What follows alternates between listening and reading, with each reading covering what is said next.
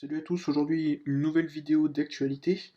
Je vais partager un petit peu les résultats du Omaha Pro qui a eu lieu le week-end dernier, et puis une update rapide de certains profils pour le Tampa Pro, plus dans la catégorie 212 et classique physique vite fait, et plus quelques bonus sur d'autres profils. Donc en classique physique, la semaine dernière on a eu le Omaha Pro, où donc c'est Christopher Hunt qui a gagné. Donc Chris Hunt, il est pro depuis 2018. Il a gagné ici au Omaha Pro son premier concours pro, qui était aussi seulement son deuxième concours pro depuis le début de l'obtention de sa carte pro. Donc c'est quelqu'un qui est assez petit, il fait 1m65 si je dis pas de bêtises. Sur scène, bon bah forcément, il a une rondeur et un galbe qui, à mon avis, ont fait qu'il a gagné le concours, tout simplement. Par rapport à Jonathan Humbricht, qui a fini lui deuxième, on peut remarquer que les dorsaux de Chris Hunt sont plus hauts, et je pense que ça l'a un petit peu avantagé sur le coup. À noter aussi que Chris Hunt, il va faire donc le Tampa Pro en classique physique, qui aura lieu donc le premier week-end du mois d'août. Pour Jonathan Brick, lui, il a décidé donc seulement 4 jours avant de faire le concours avec son coach Chris Aceto pour essayer de gagner donc sa qualif pour l'Olympia plutôt que prévu, car l'échéance prévue pour lui c'est dans un mois normalement. Je sais plus exactement le concours, mais bon voilà. Après, à 22 ans seulement, il est quelqu'un qui est à surveiller pour les années à venir, c'est clair et net. L'an dernier, il avait déjà fait Olympia, il s'était qualifié donc à seulement 21 ans pour sa première année pro. Et donc bon, il n'avait pas été classé, il avait fini 16e parmi la masse de non classés. Jusque-là, il a quand même fait des bons placements, que ce soit à Chicago et à Pittsburgh l'an dernier. Donc je connais pas sa taille exacte, mais c'est vrai qu'il est au minimum à 1m83 vu qu'il a gagné sa carte pro en classe D. Les photos et vidéos du show d'Omaha, je pense qu'elles lui rendent pas hommage entre guillemets en termes de conditions. À mon avis, il était un petit peu mieux que sur les images qu'on voit. Après, par rapport à Chris Hunt, je pense que la différence de taille fait que, euh, à mon avis, Jonathan il doit arriver plus massif pour essayer de battre des plus petites tailles. Ensuite, en troisième position, c'est José Marté. J'en avais déjà parlé pour le Tampa Pro, donc lui aussi il va faire le Tampa Pro. Sur les photos d'Omaha, je trouve qu'il a peut-être le dos le mieux conditionné, mais après il est moins en 3D que Chris Hunt et moins large que Humbrick par exemple. Donc là aussi c'est encore un jeune pro, il est seulement à son troisième pro show, donc on a encore tout le temps de le voir. Quatrième du Omaha Pro c'est Antonio Cummings, cinquième c'est Ron Gallup. Donc je vais pas trop m'attarder sur le concours non plus. Je vais juste finir par Brady Burns, donc qu'on a pu découvrir grâce aux vidéos de Stanimal, vu qu'ils s'entraînent ensemble à Chicago depuis que Stanimal a déménagé là-bas. Donc pour son premier concours pro, il a fini sixième. Donc bon, déjà un first call c'est quand même pas mal. On peut voir qu'il a un torse très long, ce qui lui permet donc de faire le vacuum, mais aussi ça l'a pas avantagé, je pense, sur ce concours-là par rapport aux autres. Après, je pense qu'il peut mettre davantage son physique en valeur sur le posing. Je sais pas si c'était un stress ou quoi, mais je trouve que, je sais pas, il y avait quelque chose de. Il faisait crisper sur les poses. Je sais pas si c'est son ressenti ou pas. Également, il a des cuisses qui sont longues aussi, enfin des quadriceps longs. Donc forcément, sur scène, c'est un peu plus compliqué des fois par rapport aux autres. Et puis en plus d'ailleurs, si on regarde les photos quelques heures avant, les cuisses paraissaient mieux que sur scène. Alors c'est pareil, c'est peut-être comme Jonathan Brink, peut-être que c'est la scène et les lumières, comme on sait que des fois ça joue pas mal. Mais ou alors c'est peut-être aussi quelques ajustements à faire. Et vu qu'il est encore seulement à son premier pro show et qu'il est encore en train de s'apprendre entre guillemets. Donc voilà. Le week-end dernier, on a pu également voir Dexter Jackson qui a fait un guest posing pour un show NPC qualificatif pour les Nationals en Alabama.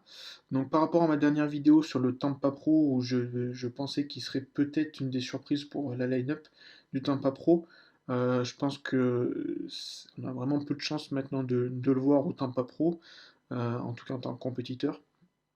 Après, cependant, je trouve quand même que c'est bien de remarquer qu'il est en forme, même s'il est à 5 mois d'Olympia. Donc voilà, et à son âge en plus, c'est remarquable, je trouve. En parlant du Tampa Pro, donc là, je vais parler un petit peu plus des 212, et je vais commencer avec Jason Lowe, que j'en avais parlé dans une précédente vidéo parce qu'il était censé faire en classique physique pour commencer, et finalement il a switché avec son coach Chris Aceto aussi.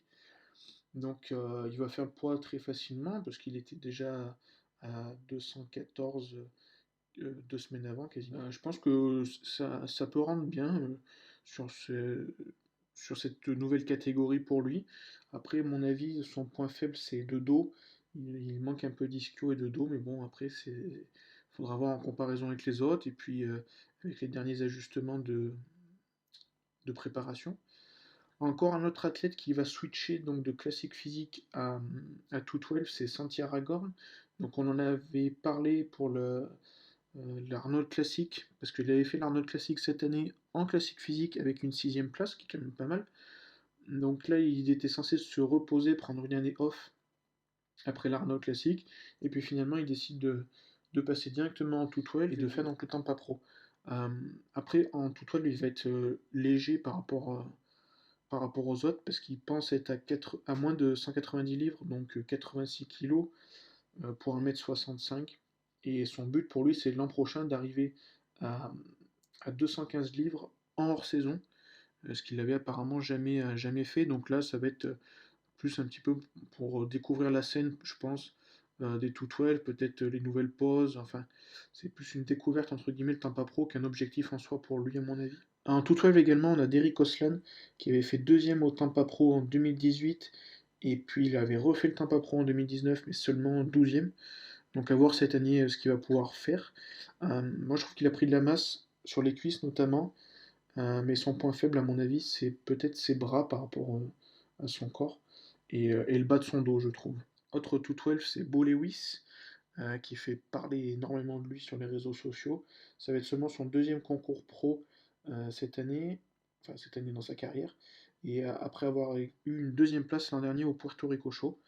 Donc voilà, et clairement il est volumineux, je pense que le top 5 est à sa portée. Et enfin je vais finir les 212 avec Aaron Clark, donc un peu le vétéran pour le coup là, de ceux qu'on est sûr qui vont participer. Ça ne veut pas dire pour autant qu'il va gagner, parce que depuis 2015 et sa 5ème place à l'Arnold Classic, il n'a pas réellement fait de bon classement. Il avait fait une petite pause aussi d'ailleurs. Bon, clairement, le conditionnement, il a aucun problème là-dessus. Après, moi je trouve qu'il manque un peu de cuisse.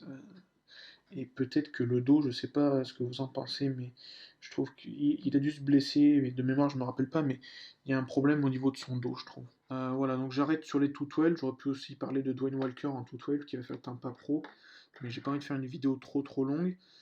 Et puis j'ai envie de parler un petit peu des classiques physiques en, pour ce Tampa Pro. Donc comme j'ai dit, il y aura donc Chrisson qui va le faire. Il y a surtout Deontre Campbell. Alors moi je le trouve assez complet. Je trouve qu'il pose très bien, avec un bon dos, des bonnes cuisses. Les pecs, ça me fait penser un petit peu à l'anatomie d'Arnold. Euh, il n'y a pas le même volume, je suis d'accord, mais je sais pas, cette cage thoracique, là, je trouve qu'il y a des points de similitude avec Arnold. Après, il manque pas de trop d'ischio, moi je trouve. Peut-être un peu de définition sur les fessiers, mais bon, c'est pareil, on est sur la vidéo que je vous mets, on était à 3 ou 4 semaines, donc il a un petit peu le temps. Et puis, pareil, donc vu que ça va être un de ses premiers, ou son premier concours pro, oui, son premier concours pro, je trouve qu'il lui reste, on a tout à le découvrir, et voilà, pour l'instant, je le trouve bien conditionné, et clairement, je pense que là aussi, c'est un des favoris pour ce concours. Après, donc, autre petite information, toujours en classique physique, mais pas pour le Tampa Pro, c'est Mike Sommerfeld. J'en avais déjà parlé sur une vidéo précédente, tu devais faire le New York Pro, et puis finalement, à cause du corona et de l'impossibilité de voyager, il s'était reporté sur le Puerto Rico. Mais on a appris que en début de semaine que le Puerto Rico était aussi annulé. Donc voilà, il est coaché par Neil Hill. Ils veulent absolument aller chercher la qualification pour l'Olympia. En plus, c'est largement à la portée de Mike Summerfield. Donc voilà, j'espère qu'on va pouvoir quand même le voir sur scène rapidement. Parce que même si en Espagne il y aura le Pro Show, je suis pas sûr qu'il soit qualificatif pour l'Olympiade de cette année en tout cas. Et puis on va finir avec Big Ramy, donc toujours en préparation avec Chad Nichols. Et donc Chad a dit à Big Ramy qu'il fallait qu'il se prépare à toute éventuelle opportunité d'un show pour obtenir la qualification en décembre. Donc pour l'instant, Big Ramy dans la vidéo avec Dragon Pharma, il dit qu'il ne sait pas quel show il va faire et qu'il est assez serein par contre pour sa participation à l'Olympia. Et donc toujours très heureux de continuer à travailler avec Shane Nichols. Et voilà, on on le sent serein, on le sent confiant. Alors oui, pour Big Ramy, il y a Génération Iron qui a fait le raccourci.